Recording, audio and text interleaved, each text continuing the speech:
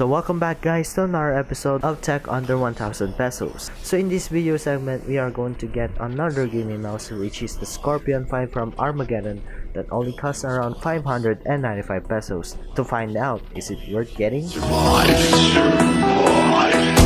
The world as we know it will no longer be there.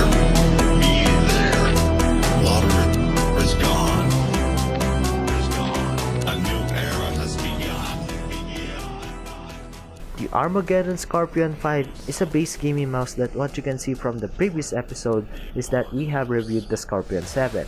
It's similar on what you get in the box, which I'm not going to explain more about it, but you can actually see from its design point, it is more simplistic and a casual mouse that you can see for just the right amount of price of under 500 pesos. With its industrialized look, which is really good and also resembles to a gaming laptop keyboard, this one is by far a really great design, and also it has a lot of shiny plastic which is prone to scratches. It is also fingerprint magnet as what you can expect.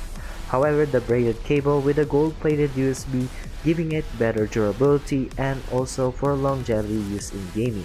So specs wise, it is similar to the Scorpion 7, but you have a lot of differences. Where you can see from the design, it has a curve to it. Where in the ergonomics department, it is really comfortable for a lot of left-handed gamers, but for right-handed gamers, it's a little bit awkward when it comes to its ergonomics since it has a curve that is more centric to the right-handed gamers. So let's talk about performance. You're getting a really great performance, and I already mentioned the software is similar to the Scorpion 7, which you can check it out on the top right corner. FPS games that you can actually play will sit better, and also competitive games, no problem. But here are some of the downsides. You don't have a rubber siding when it comes to it, and the grip of this one is somewhat to be said a little bit rough. And also when it comes to the ergonomics still, left-handed gamers will not be suitable when it comes to functionality on the left-sided buttons, which is quite okay, but not so much for left-handed gamers, so right-handed gamers are actually quite okay with it. So let's wrap up things a bit.